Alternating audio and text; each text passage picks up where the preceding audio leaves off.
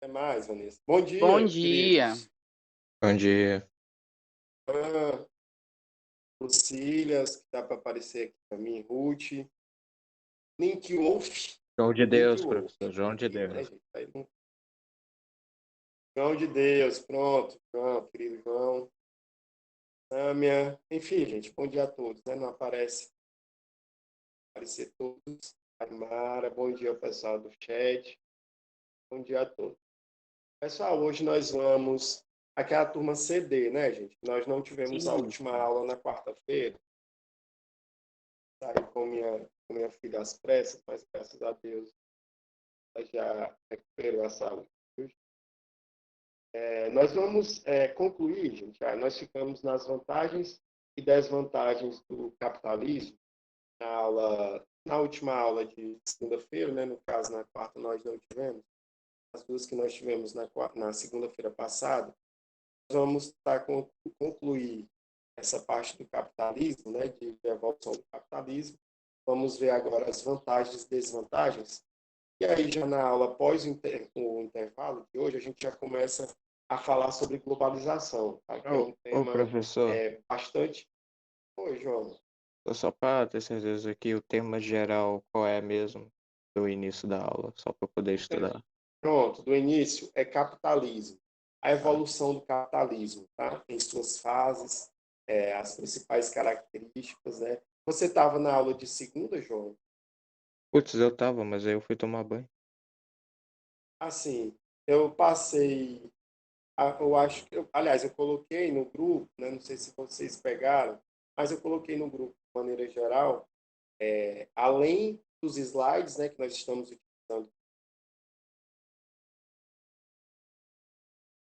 tem uma questão bem revisando, justamente para vocês responderem, e tem um gabarito ao final, tá? Para vocês justamente compararem, se tiver alguma dúvida, né, com relação a alguma questão, podem falar comigo, viu, gente? Inclusive, no ou na própria aula mesmo, com relação a alguma questão, para que a gente tira as dúvidas. Então, eu vou fazer aqui, já passou a frequência, viu, gente? Vocês já podem ir assinando, para que não esqueça. Eu vou fazer aqui a apresentação, tá, gente? Para vocês, para ver se vai sair também. Nós vamos encerrar essa parte do capítulo hoje e já entrar na parte de globalização, certo? Material, gente, com relação ao Google Classroom, eu ainda não estou tendo o acesso, viu, gente? Tem um problema, não sei se foi o meu, deu problema que eu não estou tendo acesso às de vocês. Eu vou resolver hoje à tarde com o pessoal da coordenação para ver se eu tenho acesso a colocar todo o material que nós estamos utilizando. Aí eu coloco lá para que vocês sempre queiram olhar, né, dar uma dada, vocês podem olhar de vocês do Google, tá? Os outros professores, gente, estão conseguindo colocar, pelo que vocês veem, João, Juan, eles estão conseguindo inserir o material lá no Classroom, na ou são verdade, a maioria poucos? manda pra gente, a gente encaminha no grupo. Ali no grupo mesmo, né? Conforme eu estou Isso. fazendo, por conta que o acesso do Classroom deve ter ocorrido algum erro técnico lá, né? Então a gente vai continuar dessa, tá bom? Até quando todo mundo tiver acesso, né, os professores, alunos, a gente coloca todo o material, certo? Pois vamos lá, gente, ó, retomando, relembrando justamente aquela fase de evolução do sistema capitalista. Agora nós vamos analisar de forma bastante didática as vantagens e desvantagens desse modelo, tá? Desse sistema econômico capitalista. Tá? Olha aqui uma das vantagens. Resolvendo seus próprios problemas de consumo pelo incremento da produção. Ou seja, é aquela própria mão invisível, tá, do mercado no sistema capitalista. Em momentos de crise, exemplo, de falta de produtos, ou até mesmo quando se tem uma produção em massa, principalmente ali no início, né, do processo do sistema fordista, que era uma produção em série, uma produção em massa, sem muita organização, né, em que estoques ficavam acumulados.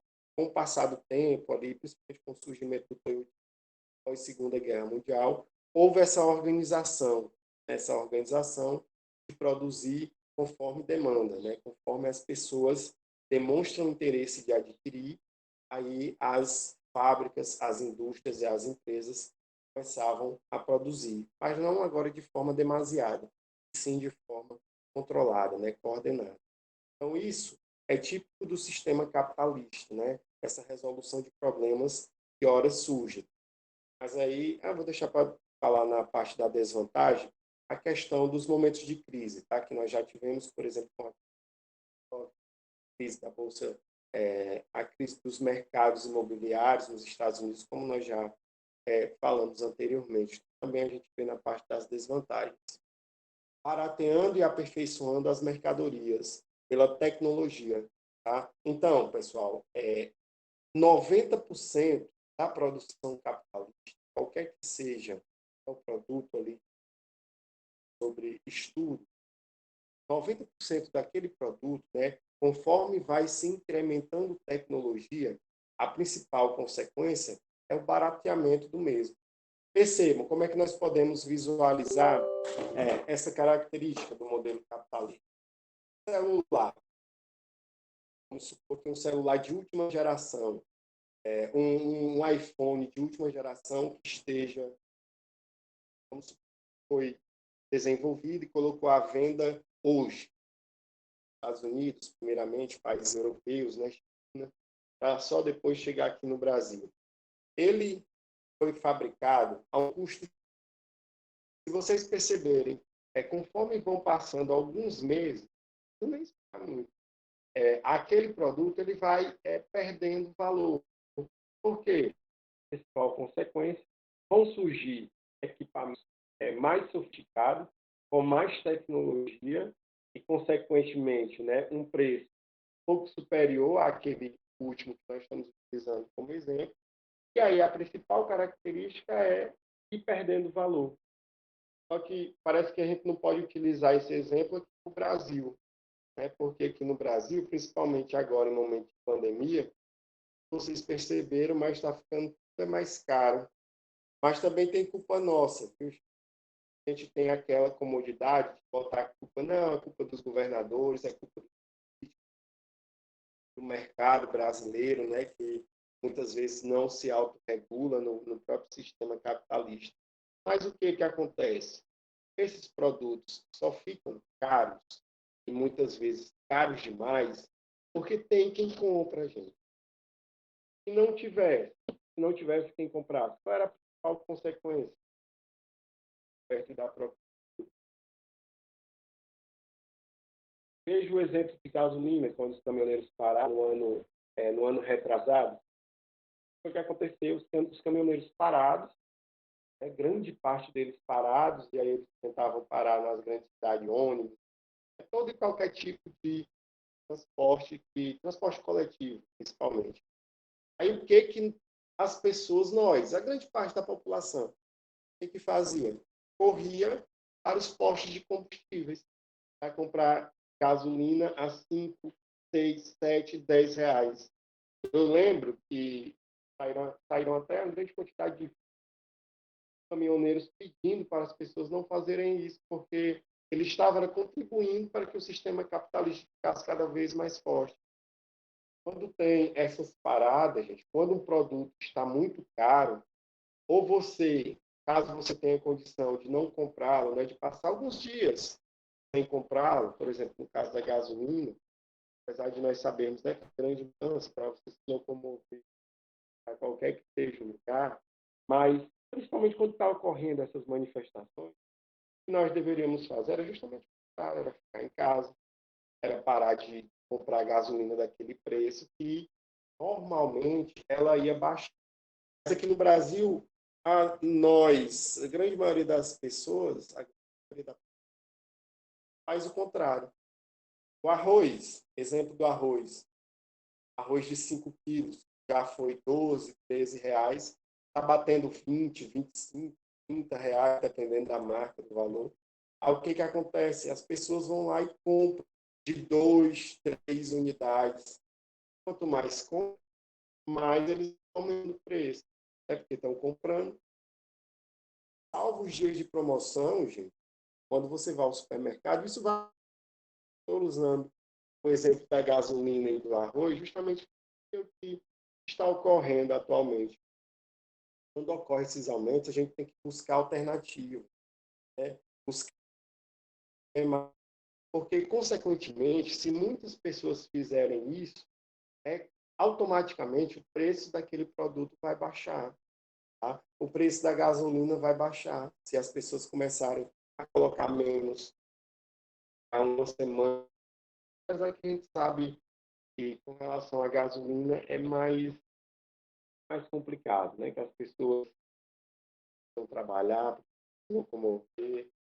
Pessoal, se vocês viram um dado com relação à venda de motos, à venda de carro, à venda de peças, não sei se algum de vocês tem algum parente num desses setores.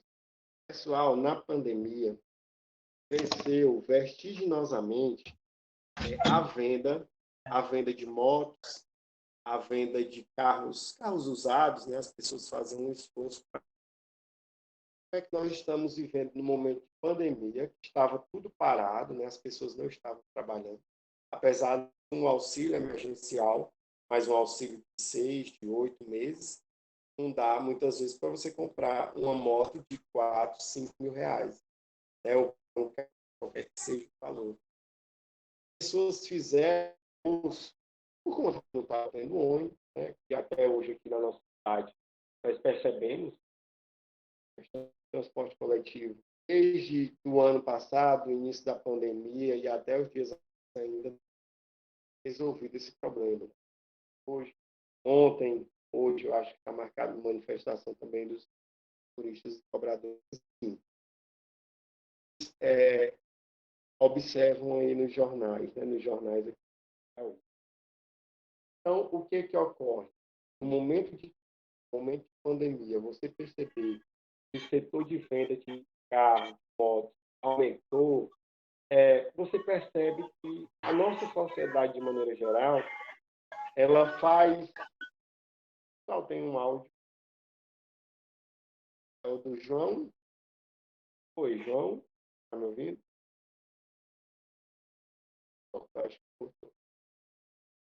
Você percebe que grande parte da população brasileira, isso vale de forma geral, viu, gente? Age de maneira contraditória ao momento em que está passando. A gente age, muitas vezes, de maneira completamente errônea.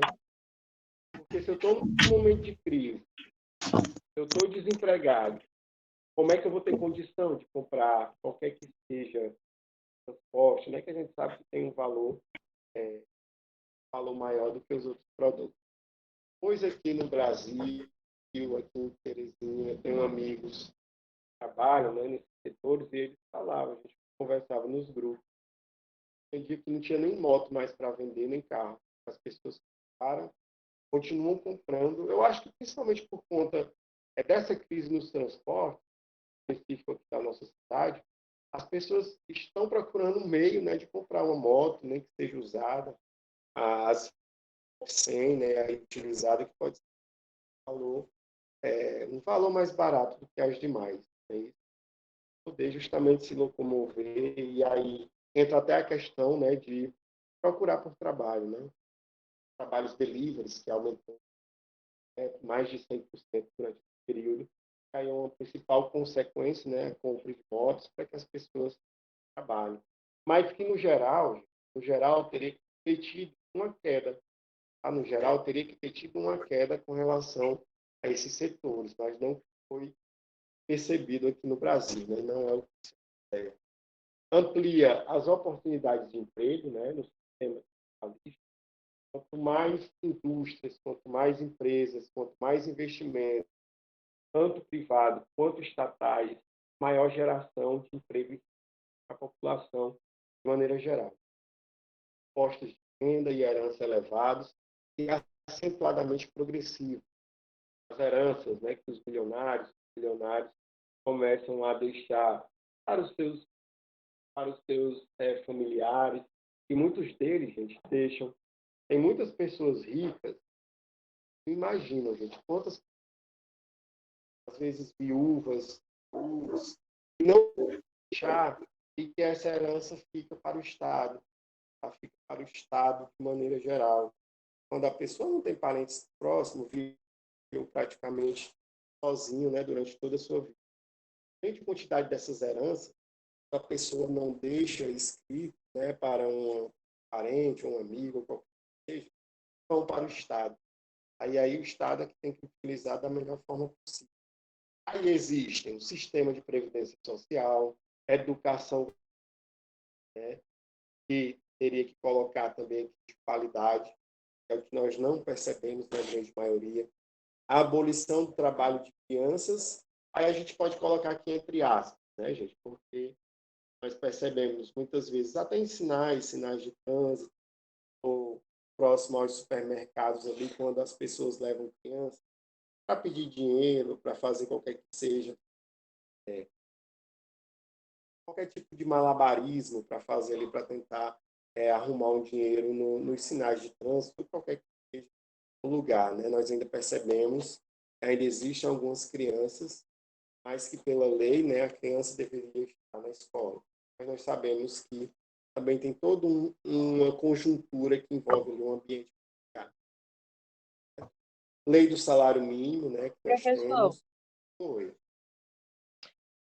tipo assim, e no caso, uma criança estudar e trabalhar, como também pode ter no caso, né, também tem esse caso dos menores aprendizes, E é isso, considerado Ruth. trabalho infantil. Não, no caso dos menores aprendizes, Ruth, tem a lei, né, a própria lei assegura, né, que a partir dos 14 anos, agora o aluno não pode deixar de estudar, né, ele tem que trabalhar meio período, né, normalmente meio período, e não deixar, não abandonar seus estudos. A lei, ele pode trabalhar a partir dos 14, né, até os 18 anos como forma de aprendiz, 16 anos como forma de aprendiz, e acima dos 18 anos ele já adquire maioridade. Mas não é considerado trabalho infantil, tá, Ruth? Nesses casos que estão casos tem lá na carteira de trabalho, está lá como menor aprendiz, né, no contrato de trabalho, perdão. E aí, nesses casos em que o sistema prevê trabalho, no caso desses jovens, né, desses jovens adolescentes, eles estão regidos pela lei. Mas abaixo disso, é considerado trabalho infantil. Tá? E aí o nosso sistema de fiscalização, ele não de certa forma, eficaz, né, para fazer essa fiscalização, né, para quem leva para trabalhar em qualquer que seja o ambiente. Certo? Apesar, gente, o UT e os demais, apesar, né, que muitos pais eles podem utilizar o seguinte argumento, né? Se eu não levar meu filho para trabalhar, ele pode se envolver com droga, esse lado negativo, pode ficar o dia ocioso dentro de casa, já que, por exemplo, se ele não estudar, se não quiser estudar, os pais colocarem essa condição, né, para eles estudarem, eles podem justamente ir para o ambiente do crime. E aí muitos pais utilizam até esse argumento, tá? Vocês preferem, quando eles vão falar para o conselho tutelar, para a polícia, quando alguém denuncia. Pessoal, dificilmente há uma denúncia, por exemplo, quando o pai leva um jovem de 10, 11, 12 anos para a sua oficina, vamos supor, a sua oficina mecânica, que não seja ali, que não tenha um contrato, que não esteja regido. Mas quando ele leva e não explora, o que não pode haver é essa exploração. A criança ou o jovem deixar de ir para a escola. De certa forma, se isso for denunciado, aí o pai vai ter que responder criminalmente. Mas se ele leva num momento diferente da escola, ou no próprio supermercado, né? Um pai de vocês tem um mercadinho ali em casa, um supermercado, e vocês, como jovem, trabalham fora do horário da escola, isso pode ser aceito tranquilamente, tá? Logo porque depois dos Sim, 14 anos, era isso que eu estava querendo perguntar. Tipo assim, a criança, o adolescente, né? estuda, Sim, mas trabalha num trabalho informal, fora do horário das sim, aulas, né, de estudo. Aí eu isso, queria entendi. perguntar se encaixava no trabalho infantil. Ó, Ruth, ele se encaixa se tiver, por exemplo, abaixo dos 14 anos, primeiramente, né, que é a lei diz, e se de fato tiver ocorrendo essa superexploração, porque tem uma série de vantagens, né, que a pessoa que trabalha de forma com o contrato, né, que trabalha conforme a lei, para aqueles que trabalham, né, sem ter um contrato, que a pessoa vai trabalhar mesmo ali só de boca, é o famoso contrato de boca. Se tiver uma denúncia, e através, né, do conselho tutelar ou qualquer órgão que for fiscalizar, comprovar, por exemplo, que esse jovem trabalha a mais do que o horário, comprovar que ele está sendo superexplorado, né? Se não tiver todas as garantias que a lei coloca para ele, possivelmente o dono do estabelecimento, né? Muitas vezes, se for, ou até mesmo o pai, gente, do adolescente, ele pode sofrer um processo, né? Um processo lá do Estado. Agora, Ruth, isso realmente ocorre, porque geralmente é o jovem, né, que quer ir em busca de emprego, quando não é imposto, quando aquele emprego não é imposto, né, quando ele não é obrigado a ir, quando é ele que quer ir, né, de fato. Eu vejo que não há assim, de certa forma, só se tiver mesmo denúncia, entendeu? Só se alguém denunciar e está tendo maus tratos, a pessoa não está tendo o mínimo de condição para trabalhar, né? Mesmo que seja fora do horário ali da aula. Mas eu peço que vocês atentem com relação a que pode ser denunciado, tá? Principalmente se o jovem é menos de 14 anos. A lei. Mas, no meu ponto de vista, gente, eu falando agora como pai de família, né? A partir dos 10 até 12 anos, vamos colocar assim, 12 anos, em que se a gente tem um negócio, vamos supor, tem um pequeno negócio, posso levar meu filho, meu sobrinho, fora do horário da escola, peço que vocês entendem, porque pode ser como uma forma de estágio, que ele já ia aprendendo, para quando tiver os 14 anos, já fazer o contrato oficializado, compreenderam? Mas que antes dos 14, tem que ter uma série de cuidados, tá bom? Para poder, de fato, trabalhar. Tá certo, Ruth? Claro. Aí nós temos, gente, a lei do salário mínimo, diversos serviços de saúde pública, né, também colocados pelo sistema capitalista, auxílio maternidade, né, entre outros. É o capitalismo puro, nós temos o capitalismo misto. Gente, o capitalismo puro seria justamente organizado pelas empresas privadas, tá? De modo geral, nas grandes transnacionais, as grandes multinacionais. E o capitalismo misto é quando o setor privado, né, ele trabalha, ele colabora juntamente com o setor para reger essas relações que ocorrem na parte do seu território e, de maneira geral, que ocorrem, né, nos países que utilizam o modelo capitalista como vigente. Nós temos esses dois tipos.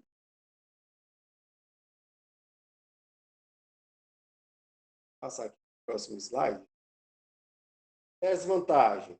Nós temos a injustiça social, apesar de haver, né, um grande programa de transferência de renda, Bolsa Família, né, os diversos tipos de bolsas que existem aqui no Brasil, por exemplo, de transferência de renda, auxílio emergencial criado nesse momento da pandemia.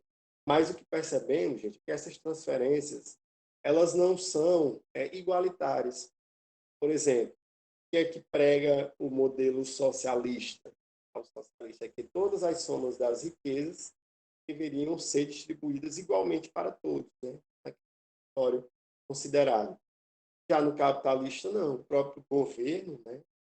O governo federal, estadual, municipal, através das suas políticas, eles tiram um percentual, tá? Mas não é um percentual que você possa dizer, por exemplo, que é metade da soma das riquezas que nós produzimos no Brasil. Longe disso, né? Uma pequena parte, apesar de quando eles falam um montante, eles falam em bilhões de reais utilizados para a parte do social, né? De distribuição de quando você vai dividir, né? O número de pessoas que recebem, o valor é irrisório, né, gente? Entre 100, 200 reais, e muitos recebem menos que isso.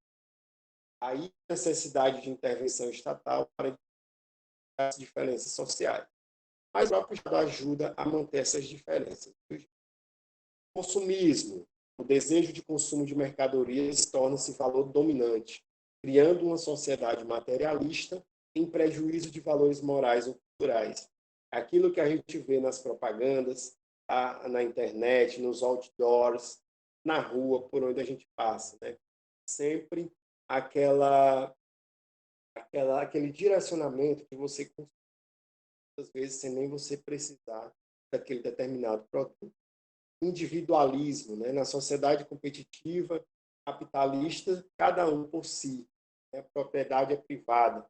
Temos a propriedade coletiva, mas também temos, principalmente, a propriedade privada, né? Bases do capitalismo. A perda da solidariedade entre as pessoas. A questão da solidariedade é só vocês perceberem nesse momento de pandemia, né? Aqui no Brasil, pelo menos, eu pensava no início dessa pandemia, a sociedade em geral, viu, gente? Não vamos colocar a culpa aqui também só em política. Os caras foram pra praia. Sim, João. Percebam o que ocorre aqui nesse momento de pandemia. Vamos analisar o último ano. Que era, assim, para a maioria das pessoas, de certa forma, serem mais solidários, né? Aqueles que tivessem mais condições, inclusive mesmo, ajudar, né? Ajudar aqueles mais pobres, os mais carentes, o pessoal de rua. Nós vimos que aconteciam, né? Mas são poucas as pessoas esse processo de distribuir de rua. A gente fala de maneira geral, tá? Não casos específicos, nós sabemos que ocorre, né? O pessoal do voluntariado, eles atuam muito nisso. Mas eu digo assim, nas pessoas em si mesmo, estão em sua casa, né? Percebam que nesse momento, né, a solidariedade que eu pensava que ia aumentar de maneira geral, não ocorreu, né, gente? Não ocorreu. Muitas pessoas continuam, né, muito materialistas, não têm aquele sentimento de solidariedade, né, para com o próximo. Nem nesse momento de pandemia, né, em que essa doença, quando pega a pessoa e a pessoa chega ao falecimento, ela não escolhe. A pessoa pode ser rica, pode ser bilionário, ou pode ser pobre, não ter nada, né? Se a pessoa tiver os efeitos de forma mais intensa, você vai perder sua vida, né? Isso vai acabar falecendo. Então, uma das desvantagens é justamente esse cada um por si, sistema capitalista. E devemos combater no capitalismo sua psicologia, de todo contraria aos princípios humanistas e cristãos. A ambição do ganho, erigida como seu lema, determinou a exploração do homem pelo homem, né? Os empresários, os industriais, explorando sempre os seres humanos, aguçando o egoísmo e transformando a riqueza como um fim em si. É necessário interpretar o capitalismo antes de condená-lo. Somente no instante em que se tenha claramente compreendido a estrutura do capitalismo, com a forma dinâmica da economia, que se apoia na propriedade privada no aumento da produção, poder-se-á formar o juízo sobre a qualidade econômica. Então, gente, para a gente ir para o intervalo, já são 10h10, é justamente uma reflexão desse modelo que contraria princípios humanistas, né, em que as pessoas exploram, pessoas que têm condições financeiras, donos de indústrias, exploram a mão de obra humana, né? Ou seja, estão explorando seus próprios irmãos no que se refere, né, aos seres humanos. Então, na aula de 10h30, na próxima aula, a gente conclui esse pensamento capitalista, tá? E já entra na parte de globalização. Tá certo, gente? Um bom intervalo, a gente retorna às 10h30.